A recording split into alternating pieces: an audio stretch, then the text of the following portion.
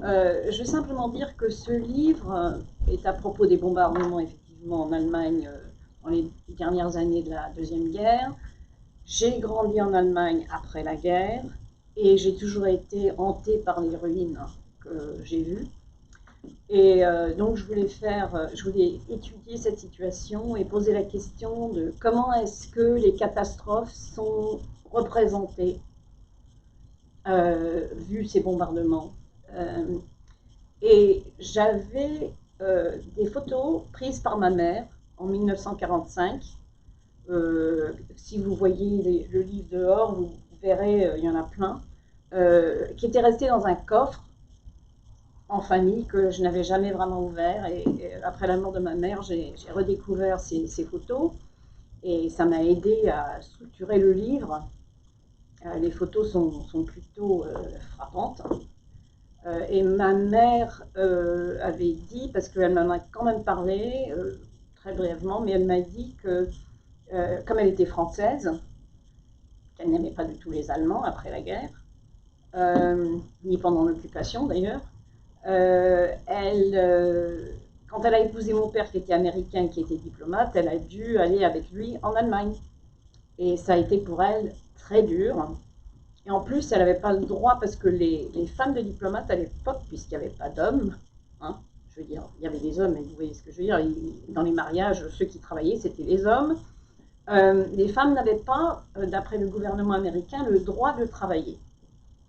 Donc ma mère, non seulement était en Allemagne, parmi un peuple qu'elle détestait avec passion, mais en plus, elle ne pouvait pas travailler pour s'occuper. Alors c'est là qu'elle a décidé de prendre des photos des ruines. Euh, et elle m'a dit qu'en prenant ces photos, elle était partagée d'une part, genre ça vous fait des pieds, ça vous vraiment, vous l'avez mérité ça, et en même temps une sympathie et une tristesse humaine. Je veux dire, c'était quand même horrible. Et je vais simplement dire une autre chose avant de passer la parole à Anne. Euh, C'est-à-dire que j'ai donné des conférences sur ce livre plusieurs fois à Paris, beaucoup aux États-Unis, etc. Et puis, j'avais décidé que je ne dirais pas qui avait pris les photos. Parce que je pensais que si on sait qui c'est, que c'est une femme, qu'elle est française, qu'elle n'est pas juive, etc., les photos seraient vues de façon différente. Mais chaque fois que je donnais une conférence sur ce livre, j'étais harcelée, c'est le seul mot, par le public qui voulait absolument savoir qui avait pris les photos. Et j'ai résisté longtemps, euh, et ça s'est mal passé dans ce sens au départ, parce que quand j'ai finalement dit, pour le séminaire lévinassien à Paris, j'ai dit à la personne qui dirige ça, j'ai dit oui, les photos, bon, j'avoue, ont été prises par ma mère. Et alors là, quand j'ai donné ma conférence, et il y avait beaucoup de monde, il a commencé à me psychanalyser, disant que j'avais des problèmes avec ma mère, ce qui n'était pas du tout le cas, et que donc il fallait que je sorte. Enfin bref, vous voyez le problème, et c'est justement ça dont j'avais peur. Mais bon, j'ai fini par accepter le fait qu'il fallait finalement confesser ce que j'ai fait. Et maintenant, je suis contente de l'avoir fait parce que j'ai fait dans ce livre au début toute une partie autobiographique, non pas, comme j'ai essayé d'expliquer, à cause de moi, c'est pas genre qu'est-ce que je suis intéressante, mais plutôt c'était d'essayer d'expliquer l'atmosphère en Allemagne vue par les yeux d'un enfant, enfin une enfant dans ce cas, moi. C'était une atmosphère assez bizarre, tout le monde était plus ou moins en colère, les Allemands, les Alliés, les familles qui étaient obligées d'être en Allemagne et qui ne voulaient pas y être, etc. etc. Donc, voilà, je pense que ça suffit, ça, non? C'est comme tu l'entends. Enfin, ça, c'est le début, hein, ça, c'est juste pour vous. Et je veux dire encore une chose. Je te redonnerai la parole de toutes les façons. D'accord, mais je veux dire encore une chose, c'est que je regarde d'abord les textes qui essayent de décrire les catastrophes de guerre, des bombardements. Après, je regarde deux peintres qui ont fait la même chose, qui ont peint des ruines, etc. Et finalement, j'ai deux chapitres sur les fameuses photos de ma mère. Voilà. Bon, ben, merci beaucoup et puis merci de m'avoir invité. Ah non, mais merci à toi d'avoir accepté. C'est vrai que c'était vraiment une très belle occasion pour moi de prendre connaissance de ce livre qui vient de paraître. Oui. Donc il faut le dire. En septembre 2019 et les conditions de notre rencontre, je les expliquerai sans doute au fur et à mesure. Mais il est sûr que l'accroche extraordinaire de ce livre, qui vient après coup, je viens de l'apprendre aujourd'hui, c'est qu'il y a toute une partie biographique, autobiographique. Et c'est effectivement extrêmement prenant de le lire vu de l'extérieur, et ne te connaissant pas. De fait, je t'ai rencontré, mais je ne te connaissais pas. Et donc effectivement, c'est l'histoire d'une femme, d'une mère, Jeanne du Milieu. Il y a quand même un nom tout à fait important, du milieu, et en plus, française, résistante, photographe amateur, mariée avec un Américain, employé du State Department, et qui a lui-même voulu écrire un livre sur la Seconde Guerre mondiale. Il y a la photocopie d'une page manuscrite, et une histoire donc de leur enfant, Françoise Meltzer, ici présente, qui, alors, tu as dit que tu avais grandi en Allemagne, mais tu as grandi à Francfort, donc, si j'ai bien compris, hein, si je t'ai bien vu. Pas Godesberg et pas Noël. C'est ça. Pendant tes premières années, et alors là, il y a vraiment toute je dirais, un savoir-rendre, ce que c'est que d'être un enfant qui vit dans les ruines, qui joue dans les ruines, qui se saisit de ce paysage apocalyptique, surréaliste, enfin, où un jour vous rencontrez un pendu, hein, et où on fait l'avion comme si on était un bombardier, etc., sans très bien comprendre. Et je dois dire que c'est extrêmement prenant, d'autant plus que tu dis qu'il y a bien sûr la dimension ludique, mais aussi le fait que vous ressentez quand même une atmosphère très particulière, quelque chose qui se passe là sous les ruines, bon, sachant que de nombreuses victimes sont restées sous les ruines, et donc quelque chose de que l'anglais traduit par pervasive, c'est ça, quelque chose de très pénétrant, et donc ça cadre une atmosphère qui est quand même assez invraisemblable. Et après vous émigrez à New York, et il paraît que ta première réflexion en arrivant à New York, c'est où sont les ruines? Alors j'avais envie de te dire que c'est à peu près la même que la mienne quand moi je suis arrivée à New York, parce que bon, il était bien connu qu'il y avait des arson crimes et qu'il y avait plein de ruines, et effectivement là où j'habitais à Lower East Side, il y avait tous ces quartiers en ruine aussi. Non, mais enfin c'est juste pour dire que c'est cette question effectivement de la ruine dans la ville, elle change complètement de sens, mais elle est toujours impressionnante. Je veux dire, quand New York, la première fois que je l'ai connu dans les années 70, il y avait beaucoup de ruines, et c'est toujours extrêmement prenant, même s'il n'y a pas de mort derrière. En plus, ou en dessous.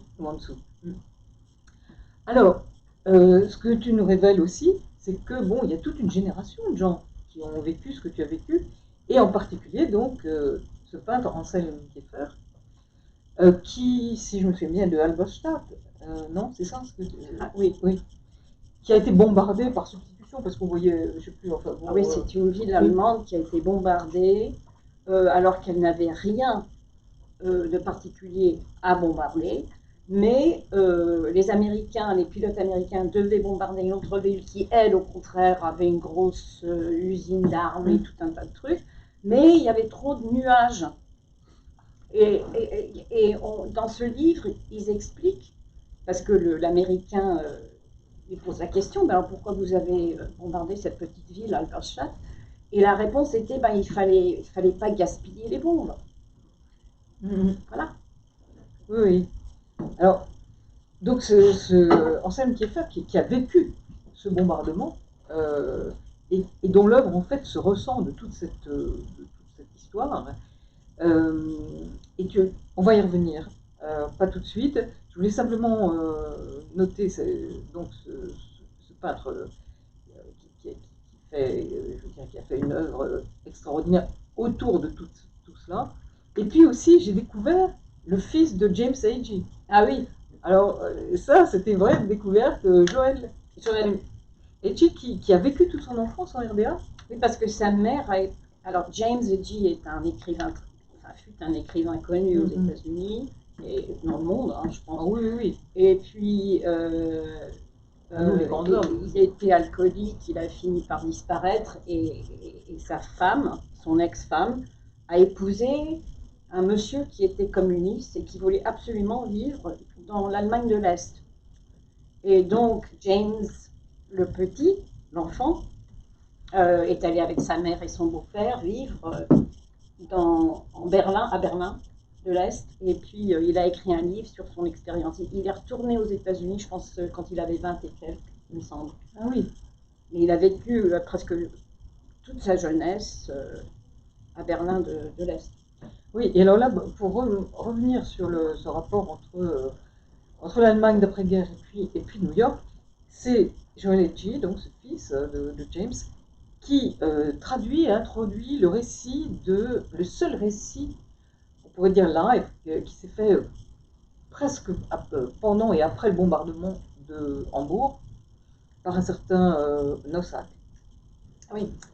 Et il le traduit et il le publie juste après les attentats du 11 septembre. Oui. Je veux dire que c'est quand même assez extraordinaire. Alors que, et je voulais te le dire, j'ai retrouvé la traduction française qui a été publiée par les Temps modernes en 1949. Ah bon? Oui. Tiens. Tout à fait, je te la montrerai. Je te crois. Oui. Donc c'était un texte qui a fait date, puisque ça a été traduit par Denise Naville en 1949. Mais lui, voilà, trouve, je dirais, l'incitation à faire ce travail après les attentats. Oui, c'est intéressant. Donc c'est toute cette atmosphère d'une Allemagne dévastée, telle que vécue dans l'enfance, puis encryptée. Et pour toi, enfin, je veux dire, et là tu cites justement les travaux d'Abraham et Maria Torok, qui sont tout à fait extraordinaires. Donc ces psychanalystes qui ont réfléchi sur sont formidables. Dont le traumatisme peut s'encrypter, devenir comme une perle dans l'huître, quoi. Enfin, de génération en génération, hanté, comme ils disent. Voilà, tout à fait. Alors, je vais en arriver à la première question réellement. Et alors, que comprendre que ce livre peut permettre de surmonter une hantise, qu'il peut avoir un rôle thérapeutique par l'écriture, en sollicitant toutes les formes de témoignages, photographiques, artistiques, écrits, en les partageant avec les lecteurs. Et c'est exactement ce qu'on fait ce soir. Et ma première question, c'est que tout d'un coup, après avoir décrit tout ça, de façon absolument comme ça, en passant, tu te dis donc I have chosen Germany at the end of World War II. Et puis on passe à autre chose. Et là, on se dit, parce qu'on n'a pas encore toute la réflexion qui va venir, on se dit, mais qu'est-ce que ça veut dire ça? Qu'est-ce que ça veut dire? J'ai choisi l'Allemagne à la fin de la Seconde Guerre mondiale, de façon aussi abrupte. On sait que tu n'as pas continué à y vivre, donc c'est pas, tu sais, en français, j'ai choisi l'Allemagne, ça évoque tout de suite, je m'y suis installée, quoi. Ah oui. Et cette déclaration, c'est comme une déclaration d'amour, je dirais, puis on passe à autre chose. Alors je voulais te demander, voilà, qu'est-ce qui motive cette déclaration? On le comprend par la suite, mais quand même, ça vient de façon très... Je voulais pas que mes lecteurs pensent que j'ai choisi l'Allemagne à la fin de la guerre simplement parce que j'avais les photos. Ah oui, d'accord. Parce que, bon, ça serait pas très intéressant. J'ai des photos, donc j'écris un livre. Mais il y a deux choses qui m'ont hantée. La première, c'est mon enfance en Allemagne, après la guerre. Les ruines, le fait que tout le monde était en colère d'une façon bizarre, personne ne disait pourquoi.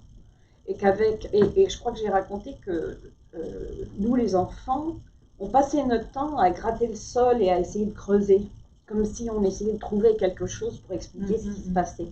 Mais l'autre chose qui m'a vraiment obsédée, et ça, j'espère que... Enfin, je dis à la fin, je vous donne toutes les photos et j'espère que vous les verrez de façon différente. C'est cette idée de tuer la population, les gens qui font partie de la population civile. Uniquement, dans le cas des Anglais, c'était une revanche et aussi d'essayer de détruire le moral du peuple allemand, ce qui n'a pas marché du tout, mais ça a tué énormément de gens.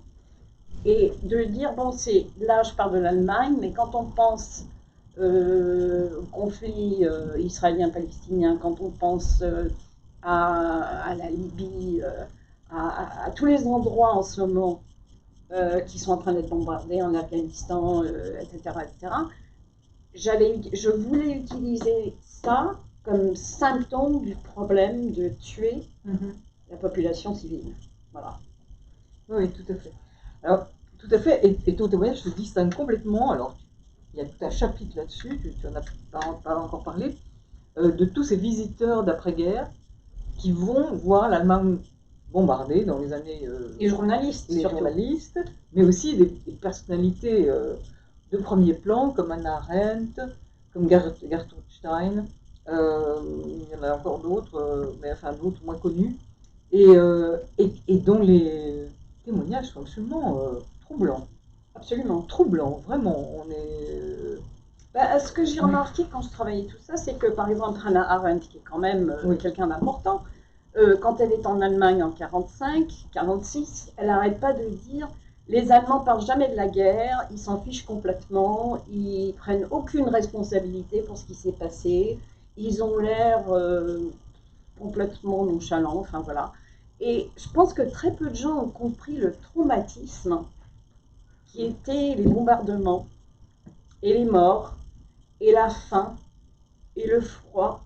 Et elle a dit, ben voilà, les Allemands s'en fichent. Et j'ai trouvé ça très étonnant. Oui, en fait, tu as encore, je dirais, plus percutante que ça dans ton écrit, puisque c'est pas tellement qu'ils sont nonchalants, mais c'est qu'ils sont, au contraire, qu'ils sont d'un activisme absolument effréné, que, en quelque sorte, ils ont remplacé leur agressivité par un affairisme de tous les moments, et elle ne l'interprète pas. Non, elle le prend pour argent comptant, comme c'est le cas de le dire, comme si c'était vraiment une espèce d'absence de douleur, d'absence de réaction, et qu'on passait par-dessus. Alors il ne comprend pas du tout le phénomène. Il faut dire qu'à l'époque, toute la réflexion sur les traumatismes n'avait pas encore eu lieu. Non, c'est vrai. Quoique Freud y ait travaillé quand même. Quoique Freud y ait travaillé, mais enfin, c'était quand même très limité. Hein. Les névroses de guerre, c'était limité à ceux qui avaient, comme on dit, fait la guerre. Oui, fait la guerre. Alors que là, c'était une population civile. Oui. Et elle n'a absolument pas compris, justement, comment il peut y avoir un déni de traumatisme et suractivité pour effacer et enfoncer tout ça dans son tréfonds et justement dans la crypte dont parle Maria Torrent. Je peux ajouter quelque chose? Oui, bien sûr. J'ai donc parlé de ce livre 3 fois au séminaire lévinassien.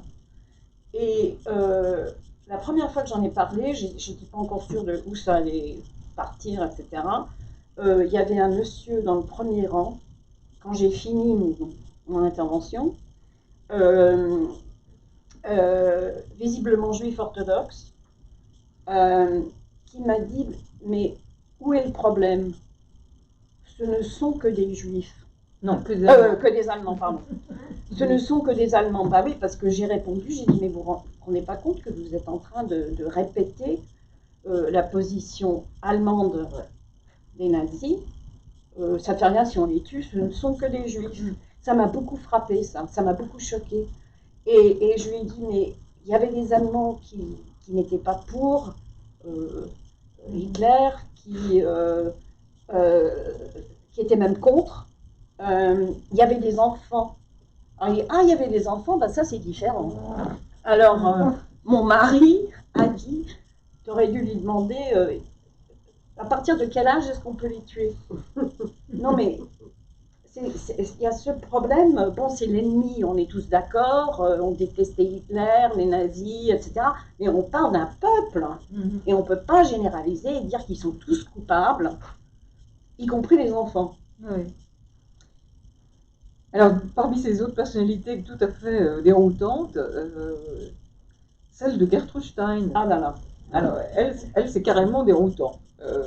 Bon, Arendt, on comprend qu'il y a eu une mal d'homme là, dans sa perception, mais Gertrude Stein, on est, enfin, je n'avais jamais entendu parler de cette attitude totalement désinvolte. Oui, elle a écrit des articles soi-disant de journalisme où elle disait dans son style, et c'est surtout pour montrer son style, hein, je dirais.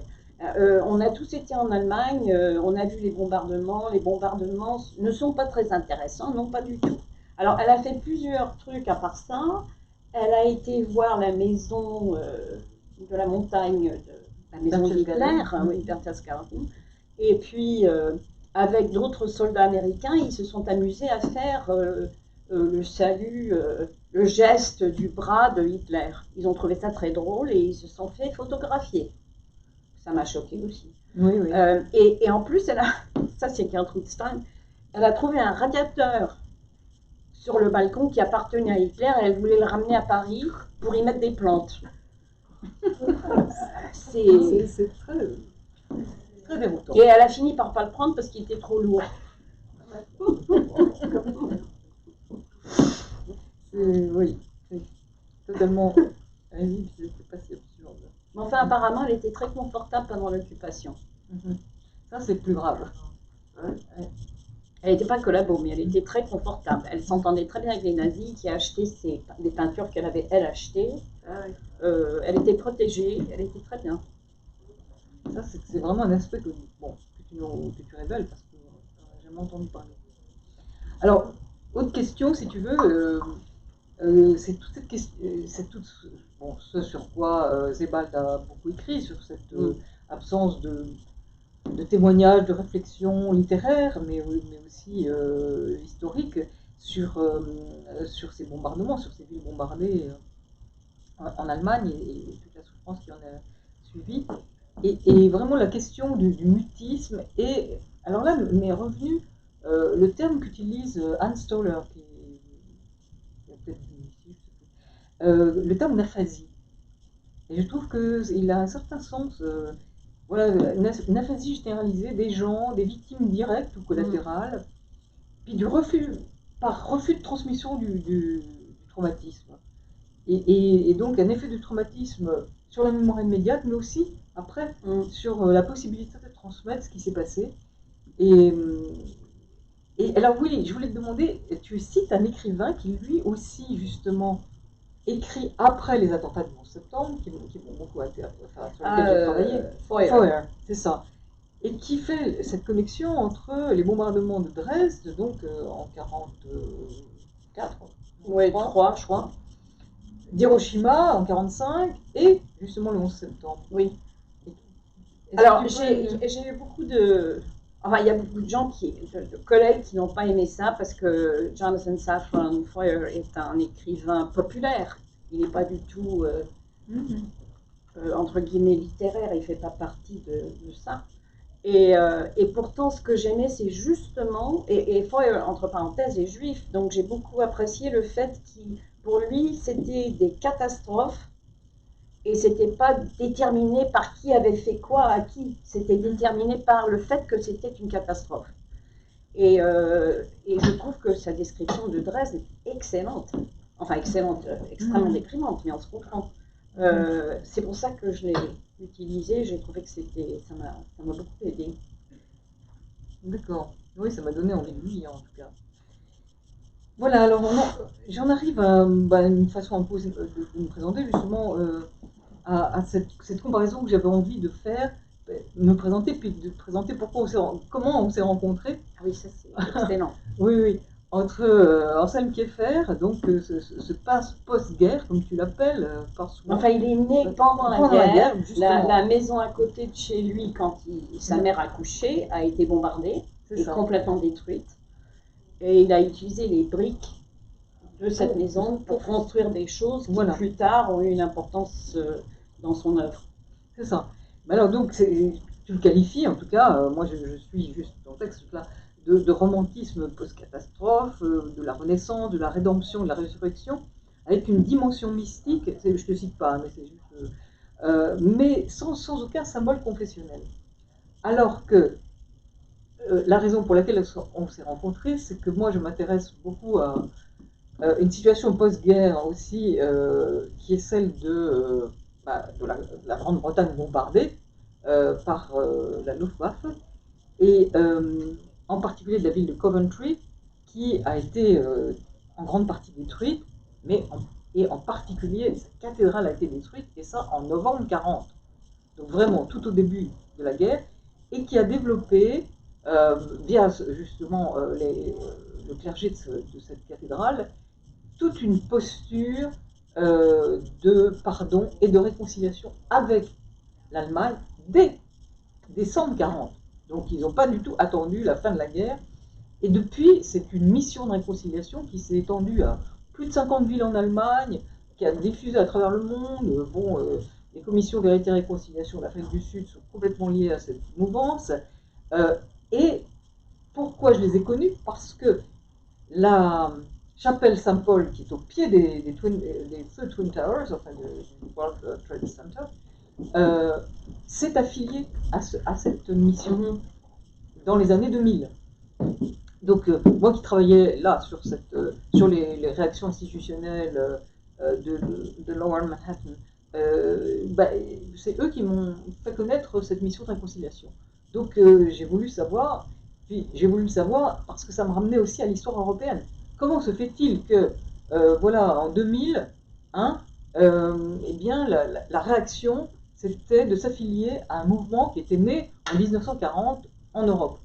Donc voilà, je me suis... Et il se trouve que cette cathédrale bombardée n'a pas été reconstruite à Coventry, mais ils ont reconstruit une cathédrale entièrement moderne, et donc en sollicitant des œuvres artistiques pour habiller cette cathédrale, dont une tapisserie, à l'époque la plus grande du monde, c'est comme les gratte-ciel, il faut toujours dire à l'époque, la plus grande du monde, qui était l'œuvre, le carton était l'œuvre d'un peintre anglais très réputé. Il est maintenant un peu disparu des radars, mais néanmoins extrêmement réputé. Il s'appelle Graham Sutherland. Ah oui, il n'a pas disparu. Alors vous avez de la chance, parce que moi, chaque fois que j'en parle, on me dit qui ça. Bon, alors, merci, en tout cas. Et en fait, ce qui est très intéressant, c'est que et ce peintre a fait le carton et a fait réaliser cette tapisserie en France, à Felletin, dans la Creuse. Et c'est là qu'on s'est rencontrés, et c'est donc un hasard absolument incroyable que, parce que tu voulais voir là où la tapisserie avait été faite. Exactement. Et c'était une amie commune. Elle faisait partie de cette famille qui avait donc réalisé cette tapisserie. Alors, bon, premier hasard, mais il y en a d'autres qui sont intervenus. Et là, justement, il se trouve que Graham Sutherland, il était un peintre de la guerre. Il avait été, en fait, embauché, comme bien d'autres, comme Henry Moore, toute une série de peintres ont été embauchés par Kenneth Clark, qui était à l'époque le commissaire, je ne sais pas comment on dit, de la National Gallery. Et donc il a été le témoin de ces villes bombardées en Angleterre, et il en a fait des dessins extraordinaires, mais d'une beauté absolue. Parce que le propos n'était absolument pas de faire de la propagande. Le propos était simplement de permettre à des peintres de survivre pendant la guerre, et de leur proposer justement, en quelque sorte, un thème, si on peut dire, mais en leur laissant totalement libres de leur propre création. Donc il a fait ça, et après, il a été donc commandité comme peintre de la réconciliation à Coventry. Mais il s'était converti au catholicisme, et donc ça complique les choses. Non, justement, alors ça a plutôt simplifié les choses, parce qu'en fait il s'est complètement inspiré je dirais de toute la symbolique chrétienne. Et son Christ, c'est un Christ en gloire, donc de la résurrection. Donc, alors que c'est pas du tout le cas de Kiefer. Non. Il a évacué complètement. Alors, je voulais te demander, mais oui, est-ce qu'on sait justement de sa posture, Ça m'a intrigué parce qu'effectivement, il y a là tout un autre discours pictural. Il y a tout un autre discours et surtout, Kiefer s'intéresse à la surface de ses œuvres. Donc, il les gratte, il ajoute plein de peintures, il regratte, après il les met dehors pendant 5 ans, et puis, enfin, il veut quelque chose de détruit ou de... D'accord. Et j'ai trouvé dans son œuvre constamment les cicatrices de la guerre. Alors, le problème pour moi, je ne sais pas si je peux parler de ça maintenant, mais je veux dire, le problème pour moi avec Kiefer, c'est qu'il pense sauver les personnages littéraires, les artistes, les auteurs qui ont été, comment dire, kidnappés par Hitler et ses copains. Et ce qui me dérange, c'est qu'il pense que, par exemple, Siegfried et Wagner avaient été beaucoup pris par le Reich, et il pense que, et il le dit d'ailleurs, parce qu'il a donné toute une série de conférences au Collège de France, et dans ces conférences, il dit, bon, ben moi j'ai repeint Siegfried, et maintenant c'est quelqu'un avec qui on peut converser, ça va, il est blanchi.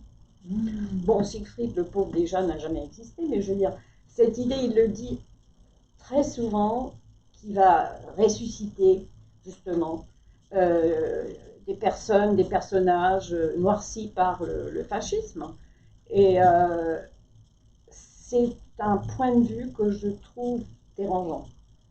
Je ne sais pas si je m'explique correctement, mais voilà. Non, mais ça laisse réfléchir.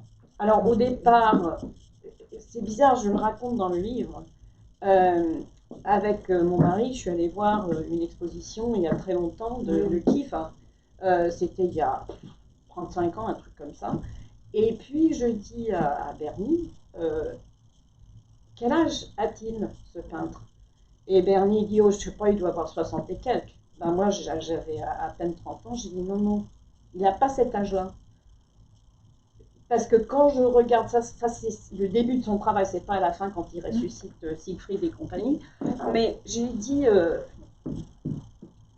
tel que je vois les paysages qu'il peint, c'est la même façon dont je les voyais quand j'étais petite, en Allemagne. J'ai dit, il doit avoir mon âge.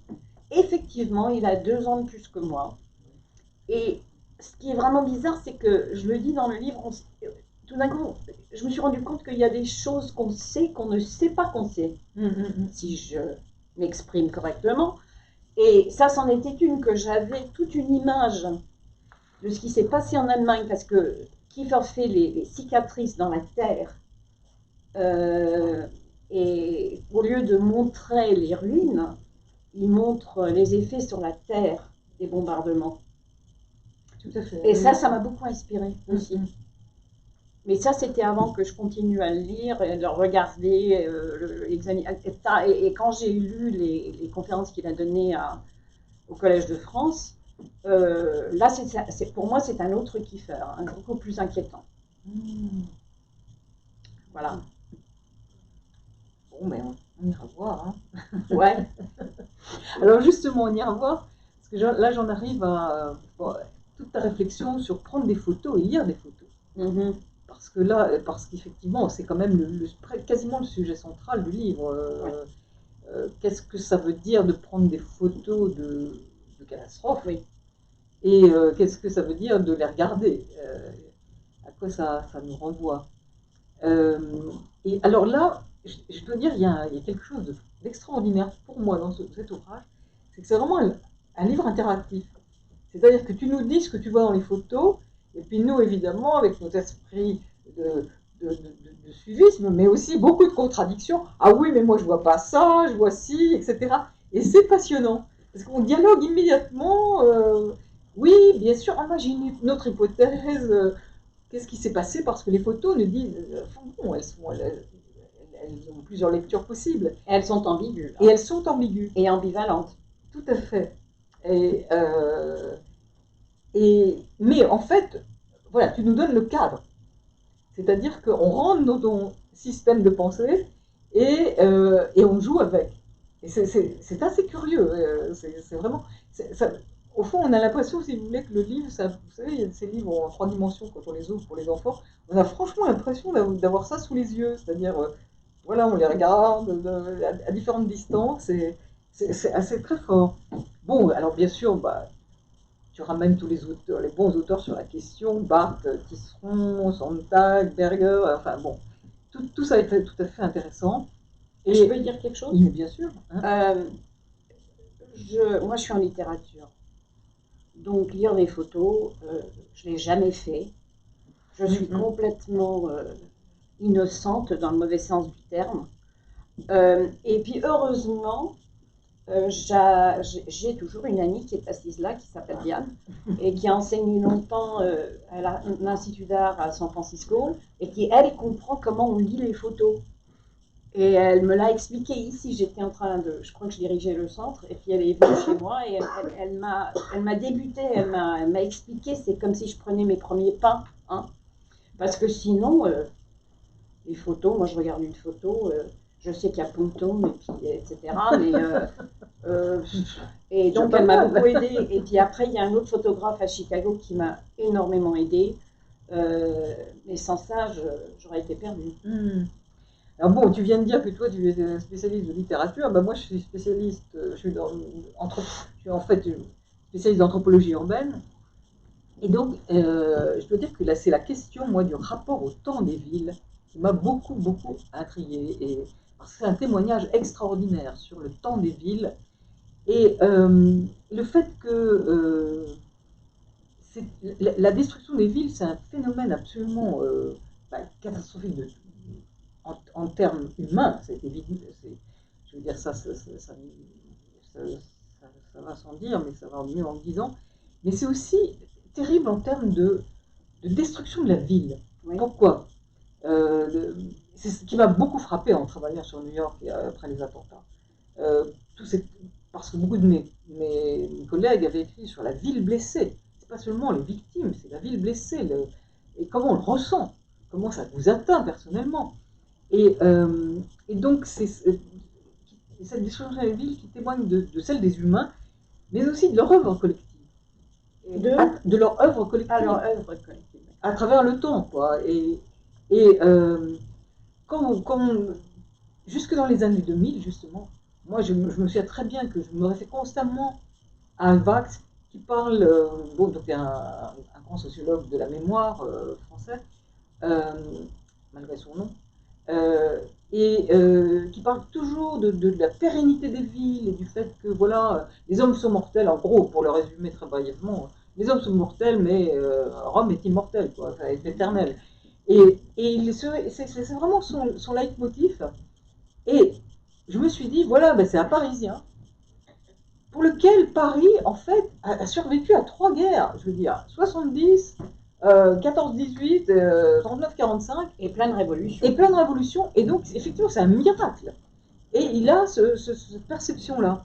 Et il y a aussi, pardon, je te coupe, je ne me souviens plus de son nom, mais j'en parle dans le livre, cette personne qui prend des photos à Berlin et qui surimpose les quartiers juifs qui avaient existé là sur les bâtiments qui sont maintenant. Alors ça, c'est une façon d'essayer de ressusciter, encore une fois, la ville qui fut. Et c'est vraiment un travail fascinant, hein, ça aussi. Mais je peux dire juste encore une chose, ce qui m'a, j'en ai pas parlé jusqu'à présent, mais ce qui m'a fasciné dans tout ça, c'est le regard romantique sur les ruines d'une part, hein, non seulement du 19e, du 18e, même les Grecs regardaient les ruines de l'ancienne Grèce avec nostalgie il y a 2000 ans et plus. Et tout ça, c'était des ruines qui, justement, ont été créées par le temps.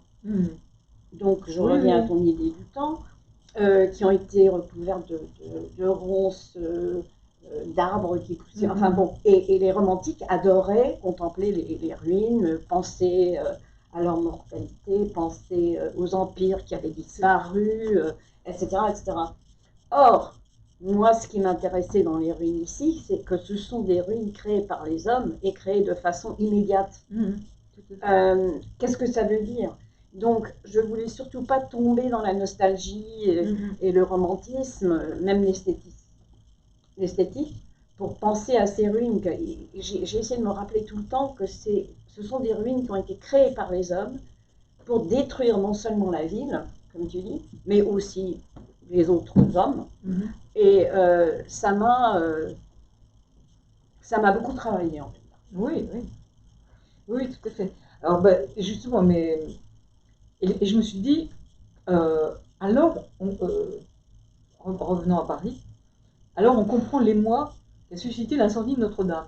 Oui. Parce que tout d'un coup, dans cette ville qui semble absolument intouchable, un véritable sanctuaire pendant des siècles, son cœur, si on peut le dire, sur l'île de la Cité, en plein cœur de Paris, bon, ça m'a fait beaucoup réfléchir. Enfin, j'avais pas encore ton livre en main, mais sinon on aurait tout compris. Non, non, mais par rapport au propre sujet, moi qui travaillais sur la cathédrale Coventry, quand j'ai vu l'émoi que ça a suscité à Paris, c'était vraiment très révélateur. On m'a demandé de parler de ça alors que c'était en pleine flamme. Oui, oui, oui. À la télé aux États-Unis, par téléphone.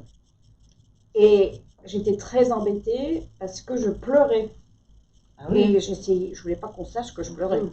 Alors j'ai essayé je tout sautais, enfin, mais j'étais bizarrement heureuse d'apprendre que l'aiguille, enfin la flèche, était du 19e. Oui. J'ai trouvé, ça m'a vraiment rassurée, c'est complètement idiot, mais je me suis dit, bon, bah, dans ce cas-là, c'est pas grave, c'est le reste. Non, mais imaginez si elle s'était véritablement écroulée.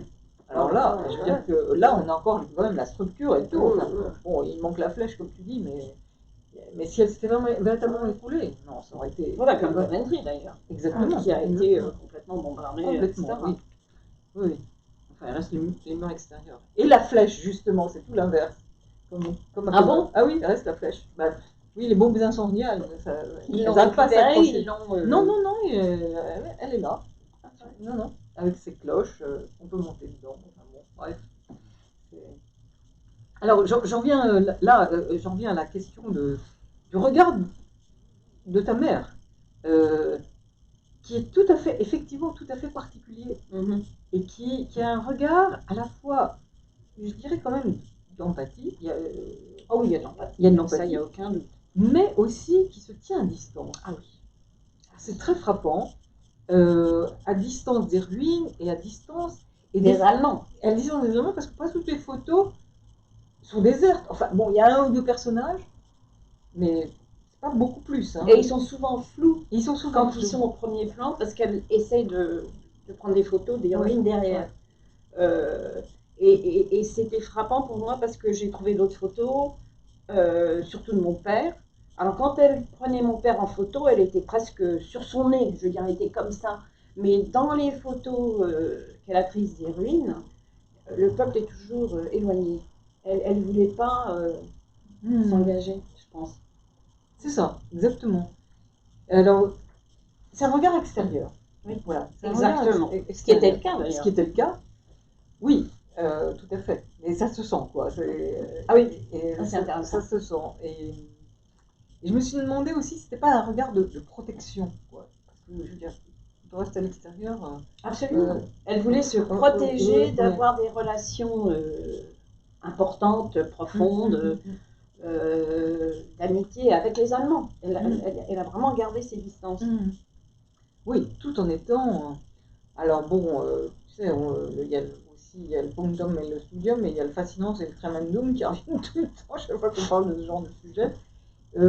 Quand même, ça correspond assez bien. Il y a une fascination et en même temps, vraiment, une espèce de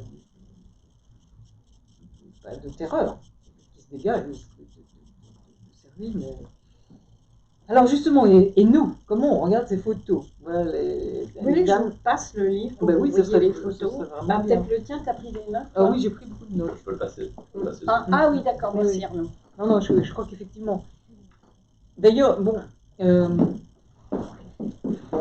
y a toute une réflexion qu'on pourrait faire sur le... Enfin, le livre est magnifique et les photos sont très bien mises en page. justement, ça favorise complètement cette espèce d'aller-retour entre ton regard, le nôtre, le sien, une espèce de triangulation très intéressante. Et alors bon, tu poses toute la question de, et nous, comment on regarde ces photos? Voilà. Alors là, je dois dire que c'est sacrément compliqué. Hein, C'est très compliqué. Et à la fin, quand je mets toutes les photos qui restent que ma mère avait prises, je crois que j'ai déjà dit, je demande au lecteur de les regarder d'une autre façon, de les voir non pas comme chouette, l'ennemi a été tué, a été détruit, etc., mais au contraire de penser à ça dans le contexte de tous les autres endroits sur la Terre actuellement, où on est en train de détruire des villes et des gens. Et c'est ce que j'espère. J'espère qu'en lisant ce livre, ils verront les photos de façon un peu différente quand même. Ça, j'y crois ferme. Hein. Oui, mais c'est vrai que c'est un certain apprentissage de toute cette réalité. Alors, je veux dire que, bon, moi qui ai travaillé sur en septembre 2001, il y avait une telle saturation d'image. On la voyait constamment. C'est ça, en boucle, tout le monde. Constamment. Le problème est encore plus compliqué. Mais là, en quelque sorte, tu demandes, bien sûr, est-ce que c'est du voyeurisme? Est-ce qu'il y a un esthétisme de la guerre? Rancière dit de façon très claire que c'est dangereux, ça. Oui. Est-ce que c'est une curiosité saine ou malsaine? On ne sait pas très bien. Et alors, ce mot allemand qui revient souvent, et j'arrive pas du tout à traduire, à me représenter, ce Schadenfreude. Schadenfreude, c'est un mot très allemand. Il n'y a pas d'équivalent en français, ce qui est intéressant, point de vue culturel. Mais ça veut dire prendre plaisir aux problèmes des autres. Au malheur des autres. Au malheur des autres. Voilà. Et puis en anglais, ils disent carrément Schadenfreude. Schadenfreude. Pour la même chose. D'accord. Mais ils ne traduisent pas, tu veux dire. Ils ne traduisent pas, mais c'est pas vraiment traduisible. Je veux dire, c'est très allemand comme idée. Si j'ose dire. Mais c'est assez universel quand même. Mais c'est humain. Mais c'est très allemand d'avoir trouvé le terme qui décrit exactement ça, alors que les autres, enfin, il doit y avoir d'autres langues où ça existe. Hein, mais, Oui. Parce que tu vois, j'ai regardé dans le dictionnaire et j'ai trouvé malin plaisir. Je me suis dit, c'est drôlement faible. Ouais, non, c'est bien plus fort que ça. Hein, c'est malin plaisir. Prendre plaisir pour le malheur des autres. Oui. En tout cas, alors il y a tout ça. Je crois qu'on ne peut pas l'éviter complètement. Mais moi, je me suis dit aussi qu'il y a également le désir de se réapproprier un passé qui nous a échappé. Qui est quand même. Tu parles de l'Allemagne, là de l'Allemagne.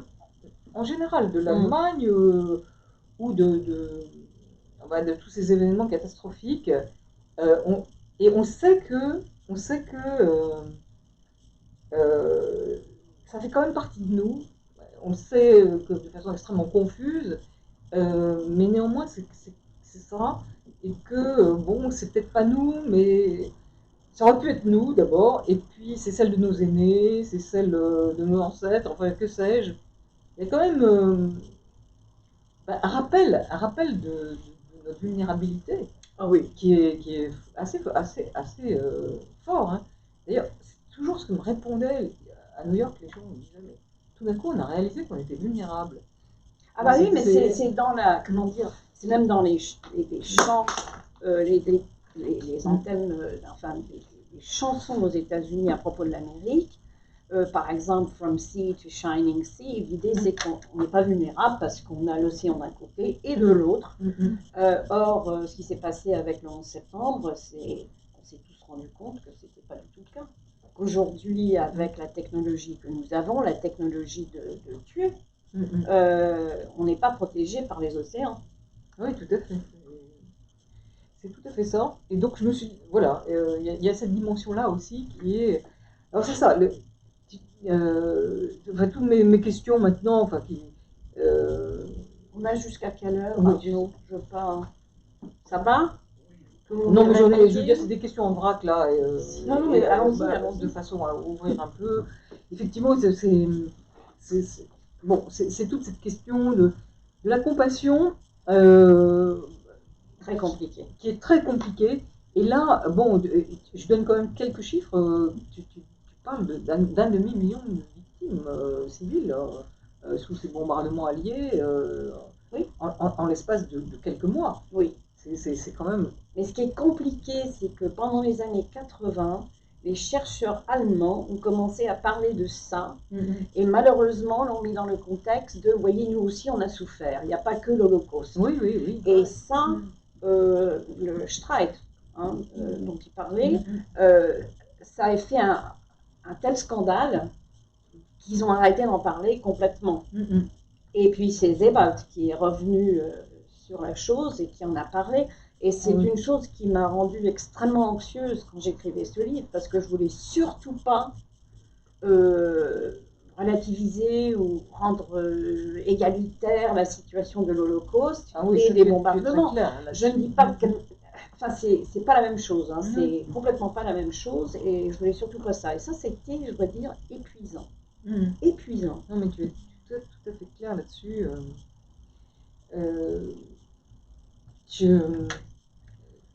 C'est évident, bon, tu parles de la concurrence des victimes et bon, du fait qu'il y a plusieurs catégories de victimes, effectivement. Et donc là, on est vraiment dans tout un domaine de réflexion sur nos émotions. Alors bon, c'est un domaine qui est tellement exponentiel en ce moment qu'il y a énormément de choses à dire. Je dois te dire que j'ai trouvé très intéressant le fait que justement notre exposition à toutes ces souffrances, pas seulement les bombardements de 1943, à toutes ces souffrances relevait bien de l'analyse que tu évoques de Didier Fassin. Le fait qu'il y a quand même une façon justement on est dans une société où on évacue systématiquement la souffrance de toute façon, de tous les moyens, par tous les moyens possibles, les antalgiques, etc., la péridurale, que sais-je encore. Et en même temps, on n'arrête pas de s'y confronter dans la distance, mais quand même, c'est toujours là. Et je pense que ça m'a vraiment donné envie d'aller plus loin dans cette dimension. Je dois vous dire parce que dans le domaine anthropologique, pour beaucoup de sociétés, je veux dire que l'expérience de la souffrance, c'est quelque chose qui donne la mesure de l'humain. Et donc, on ne l'évite pas, précisément. On ne l'évite pas. Mais par contre, quand on a un Badiou qui dit que la souffrance est importante parce que ceux qui... j'étais dans un état quand j'ai lu ça, que la souffrance, il ne faut surtout pas parler de victimes, que ça n'a rien à voir, que c'est dérisoire de parler comme le fait Arendt d'ailleurs, comment dire, définir la victime par la souffrance. Lui il dit non, enfin vous le savez certainement, il dit il y a des gens qui arrivent à surmonter la souffrance même dans des circonstances terribles. Et ça, c'est vraiment l'homme avec un H majuscule. J'ai trouvé ça choquant. Enfin bref, je le dis là, je l'attaque et je dis que c'est complètement inacceptable. Alors, je terminerai juste en revenant un peu à mon propre terrain, mais uniquement pour dire que ça m'a beaucoup apporté sur tous les plans, en tant que personne, mais aussi en tant que chercheur, parce que j'ai retrouvé justement dans l'expression en particulier de Nosat, donc ce témoin capital, je dirais, des bombardements de Hambourg, qui ont été manifestement les plus sévères, et puis avec Dresde. Mais alors, je dois dire que, si tu veux, Hambourg est particulièrement dans mon champ de vision parce que Coventry est constamment comparé à Hambourg. Coventry, c'était aussi une ville industrielle et de production industriello-militaire. Et c'est pour ça qu'elle a été bombardée. Et c'est pour ça, en grande partie, qu'elle a été bombardée, absolument. Et d'ailleurs, l'attaque de la cathédrale était vraiment certainement un dommage collatéral. C'était pas la cathédrale qui visait, quoi. C'était vraiment l'industrie militaire. Et donc, en lisant justement la traduction de Nossac, on parle des temps modernes en 1949, je me suis rendu compte qu'il y avait des thèmes extrêmement communs, et en particulier le fait que devant une catastrophe majeure, mais absolument majeur, une ville rasée, quoi, une ville d'Hambourg rasée, c'est pas du tout le sentiment de vengeance qui est le premier sentiment. Et je voulais juste vous lire ce que c'est écrit Nossat à 43. Il dit « Je n'ai entendu personne lancer d'invectives contre l'ennemi, ni lui attribuer la responsabilité de destruction. Pourquoi les autres périraient-ils encore par-dessus le marché ?» Et c'est quelque chose que, donc, qui caractérise à la fois Coventry, Hambourg et New York. Écologue. Et oui, c'est très. À New York, c'était le même son de cloche. On ne cherche pas à savoir qui est responsable des attentats. Et on développe des stratégies de réconciliation. Je ne dis pas tout le monde, hein. Bien sûr, ce sont des réactions très minoritaires, mais néanmoins, c'est présent dans les 3 sites. Enfin, que moi il y a aussi cette espèce cette façon de renier ce qui s'est passé, de ne pas y croire, de ne pas le voir. Sebald raconte qu'après le bombardement justement de Hambourg, il y avait une dame qui balayait son trottoir devant sa maison, mais il n'y avait plus de maison. Ou qui faisait ses carreaux. Et quelqu'un d'autre qui faisait des carreaux pour une maison qui était essentiellement complètement en ruine. Mais c'est une réaction, c'est ça que Arendt n'a pas compris. Oui, absolument. C'est une réaction de refus de ce qui s'est passé, ce qui est, enfin, on n'a pas besoin de lire Freud pour savoir que c'est une réaction au traumatisme. Absolument. Écoute, je te propose pour terminer, avant d'ouvrir la discussion à tout le monde, que tu lises ta dernière phrase, que je trouve absolument magnifique. Je ne me souviens point de ma dernière phrase. Bon, voilà, je l'ai souligné. Ah, Memory. Ah oui. Memory and amnesia are not necessarily contradictory, c'est-à-dire que la mémoire et l'amnésie ne sont pas nécessairement contradictoires. Comme j'ai déjà dit. They work in tandem, alternating like electric currents. Ils travaillent ensemble comme des courants électriques. So too, seeing and refusing to see. Et, pareillement, voir et refuser de voir. Ce sont des incongruités qui ne peuvent pas être on dirait apprivoisées, voilà. Et que that no amount of theorizing or moralizing will domesticate. Et justement que la théorie ou la question morale ne peuvent pas non plus apprivoiser. Ouais, c'est tout à fait juste. C'est très, ouais, c'est vraiment. Ouais, je suis impressionnée. Ah ben c'est gentil. Alors, on laisse. Vous voulez qu'on pose quelques petites questions et voilà. Après. Bah oui, tout à fait. À vous la parole.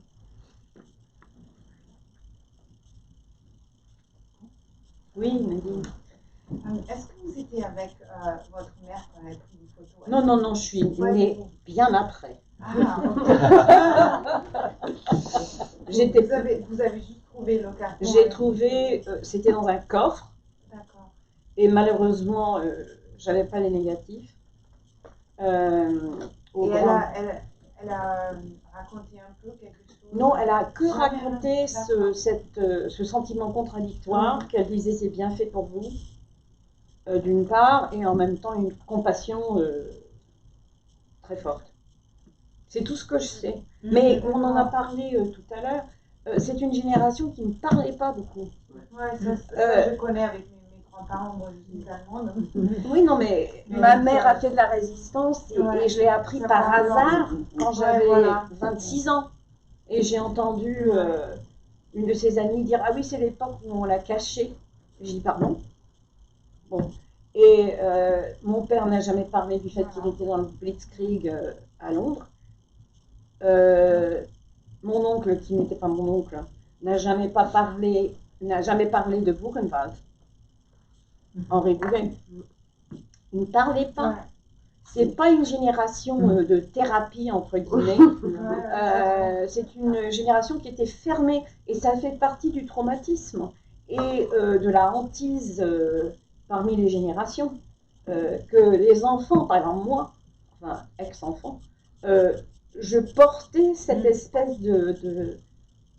d'histoire malsaine, un espèce de fardeau que je ne comprenais même pas.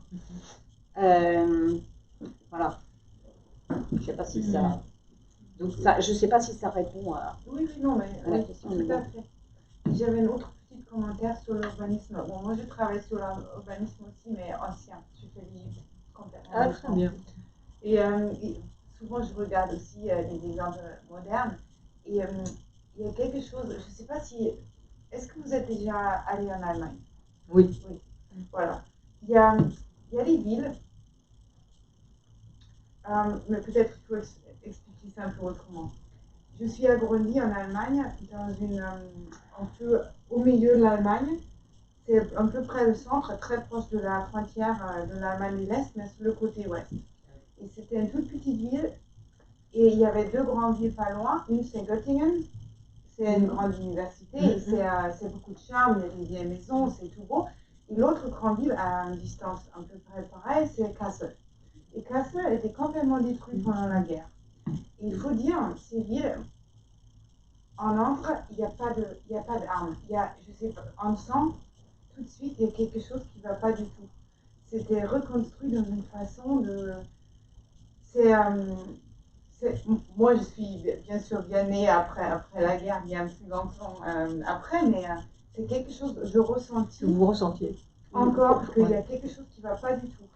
Mais c'est même pas la comparaison forcément, c'est quelque chose, on entre dedans et on sait qu'il y a quelque chose. Alors qu'elle a été reconstruite à l'identique? Non, mais justement, c'est ce que je voulais dire, c'est que je comprends très bien ce que vous voulez dire, parce que j'ai fait mes études à Freiburg. Freiburg était une très belle ville, qui a été détruite par les Alliés, mais en moitié, enfin la moitié de la ville a été détruite, l'autre moitié continue. Par exemple, où Hannah Arendt est allée à la rencontre de son amie Heidegger, où il y a la cathédrale et tout ça, il n'y a rien, mais tout le reste de la ville a été détruite. Et ce qui est intéressant, c'est que ça fait partie du problème, je pense, dont vous parlez, c'est que tout a été reconstruit très vite, très très vite. L'Allemagne a tout nettoyé, a tout remis en place, etc. Sauf que l'architecture est complètement moderne. Et ça jure complètement avec le reste des villes. Et c'est là qu'on commence à dire, mais qu'est-ce qui se passe là? Donc c'est même au niveau de l'architecture. Et à Freiburg, qui était une très belle ville, toute rouge de la pierre de l'endroit et tout, et on l'appelait Venise de l'Allemagne. Quand on voit tout d'un coup ces espèces de cubes modernes, c'est très choquant. Et c'est pas seulement choquant parce que c'est pas comme l'architecture du départ, c'est parce qu'il y a quelque chose qui va pas. Exactement, c'est ça. Il y a même des courants d'air qui vont pas. C'est le Chicago, le Windy City, mais souvent on rentre dans ce genre de ville en Allemagne, c'est vraiment c'est très désagréable. Ils ont, je sais pas, moi je suis complètement d'accord. Moi, je vous posais cette question parce qu'en fait, là, je reviens de Pologne et j'étais fascinée par ces villes reconstruites à l'identique, comme Poznan. C'est incroyable. Et ils l'ont refaite exactement. Tiens. Et ça donne le change. Hein. Je veux dire, si on m'avait pas expliqué que c'était reconstruit à l'identique, je n'aurais pas deviné. Il y a François qui veut dire quelque chose. Oui, c'était par rapport à ce dont nous sommes en train de parler. Moi, je suis historien, donc plutôt spécialisé sur la Deuxième Guerre mondiale. Il faut dire que par rapport à ces constructions et ces villes, les Allemands, à la fin de la guerre, se sont aussi dépêchés de reconstruire. Mais c'est ce que je viens de dire, oui. Parce qu'ils avaient énormément de réfugiés qui avaient fui depuis la Silésie, la Prusse orientale, etc.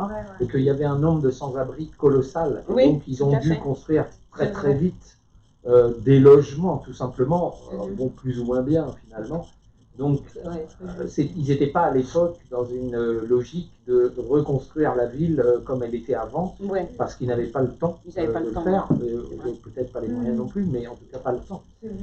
Donc c'est un élément important peut-être par rapport à cette reconstruction, si on peut dire. On a fait un petit peu la même chose dans les villes françaises bombardées comme au Havre, ou à Saint-Malo, enfin voilà. C'est dépêché de reconstruire quelque chose parce qu'il fallait des habitations, quoi. Enfin, il y a quand même un côté extraordinaire, je pense, dans le contexte allemand, c'est que après les bombardements, il y avait ces femmes, les Trümmerfrauen, qui prenaient toutes les briques et qui les empilaient de façon extrêmement symétrique. Et bon, alors d'une part, ça permettait aux voitures, surtout les jeeps, les alliés, etc., de passer parce qu'ils ont tout enlevé de la rue, mais c'est quand même très frappant. C'est cette espèce de... femmes qui étaient... Ouais, parce que les hommes étaient tous... Oui, mais c'était des femmes qui le faisaient volontairement ou elles étaient employées comme Non, non, elles le faisaient surtout volontairement. Ah oui. Mais on leur a demandé d'aider parce que les hommes étaient tous partis. Oui, d'accord. C'est du bénévolat. Oui, enfin, on peut dire. On a dû leur donner un peu quelque chose. Mais elles étaient très connues. Et elles ont été décorées après la guerre.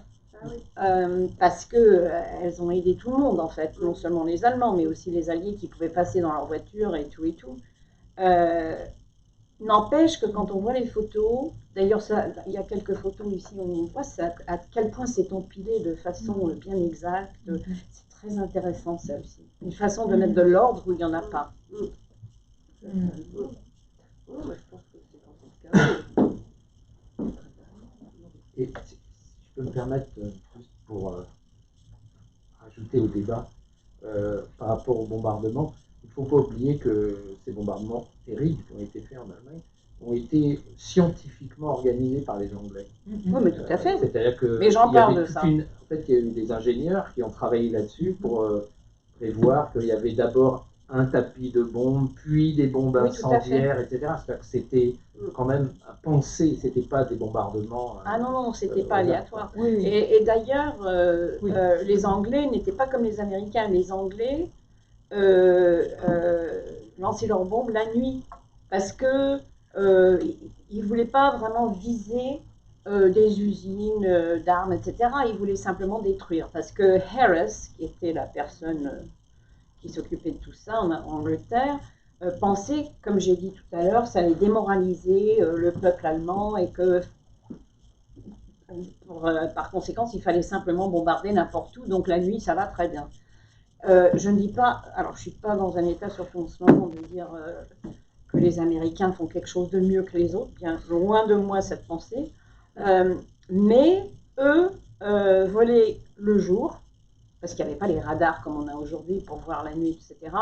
Et ils essayaient, avec l'exception de quelques petites villes, quand il y avait trop de brouillard, etc. Mais ils essayaient de bombarder le jour et d'éviter la population civile. Ils ont, on peut dire, pas toujours réussi. Comme le disent ces deux livres. Halberstadt était une ville qui n'avait absolument rien de dangereux pour les Alliés, rien du tout. Mais en général, c'était tout le monde en parle d'ailleurs dans ses livres, etc., que la nuit c'était les Anglais, le jour c'était les Américains. C'est ce qui s'est passé à Nagasaki. Hein. Oui, pareil, bien Nagasaki sûr. a été bombardée comme second choix parce que la ville qui devait être bombardée n'était pas accessible. Et quand on lit ça, c'est tellement horrible. Donc voilà, mais bon, et en plus c'était la ville, je dirais, là, pour le Japon, où il y avait les seuls chrétiens japonais étaient là. Donc c'est surtout eux qui ont payé le prix, alors que entre guillemets, on aurait dû penser que c'était des Japonais qu'il ne fallait pas éliminer. Tout à fait. Et d'ailleurs, ils sont extrêmement présents dans ces missions de réconciliation. Ah oui. Les Japonais de Nagasaki. Ah oui. Vous venez de me donner une clé.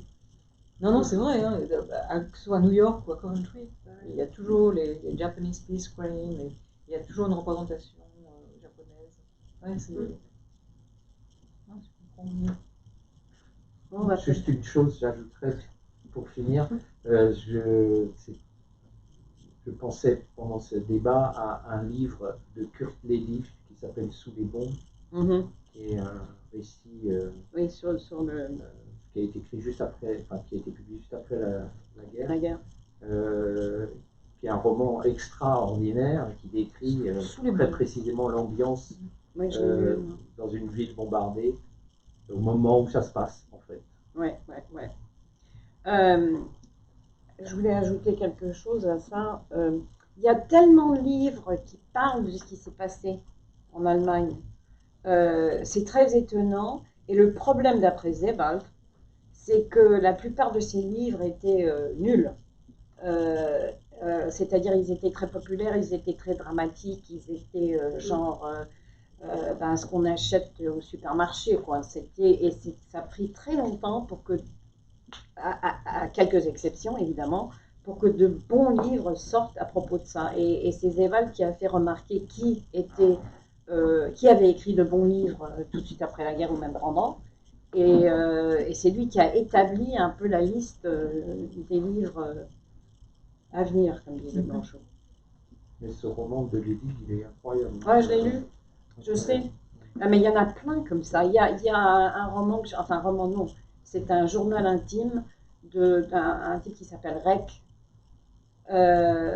qui s'appelle en anglais, enfin je sais pas comment, je me rappelle plus comment ça s'appelle en anglais, en allemand, mais en anglais ça s'appelle The Diary of a Disappointed Man. C'est formidable, mais c'est formidable. La haine et la honte. Oui. En français. Ah bon? La haine et la honte. Shrek, Malek Wiesel. Il était formidable ce type. Il était violemment contre Hitler. Il le détestait avec passion, mais il pouvait rien dire parce qu'il avait une famille. Et puis il a été arrêté en janvier 1945 et puis il est mort en février prison de typhoïde, je sais. De maladie en fait dans le camp. Il a été non, mais il n'était pas dans le camp, il est mort en prison. Oui, il est terminé dans un camp. Non, il est mort en prison. Mais il est mort de maladie. Il est mort de typhus. Oui. Comment on l'appelait Shrek, Malek. R-E-C-K. Rek. Malek Wiesel. Enfin voilà. On va peut-être laisser cette belle population. Merci beaucoup. Merci. Merci à vous.